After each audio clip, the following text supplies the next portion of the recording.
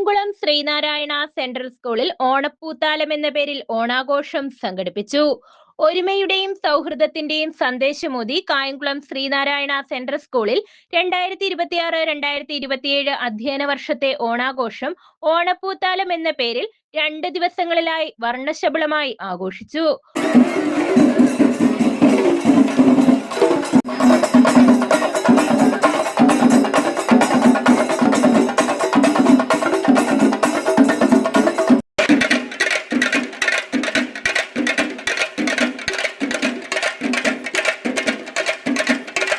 ഓണപ്പുടവയുടെയും പൂക്കളുടെയും മനോഹരമായ കാഴ്ചകളോടെ വിദ്യാലയ അന്തരീക്ഷം ആഘോഷമുഖരിതമായി.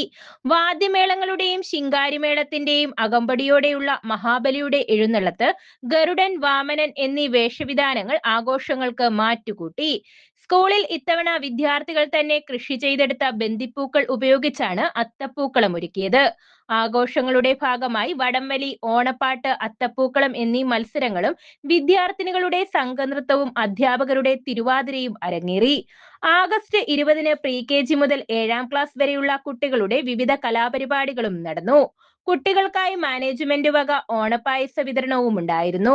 School manager doctor P Padmakumar, joint secretary Palliyambil Sreekumar, treasurer professor TM Sukumarababu, executive അംഗങ്ങളായ Dhanapalan, Praveen, principal Salila C, vice പ്രിൻസിപ്പൽമാരായ റീന T രഘുനാഥ്, മധുബാലൻ B തുടങ്ങിയവർ പരിപാടികൾക്ക് നേതൃത്വം നൽകി. പുതിയ തലമുറയുടെ അഭിരുചികൾക്കനുസരിച്ചുള്ള തികച്ചും ഊഷ്മളമായ രീതിയിലാണ് ആഘോഷങ്ങൾ സംഘടിപ്പിച്ചത്. News bureau, Kayamkulam.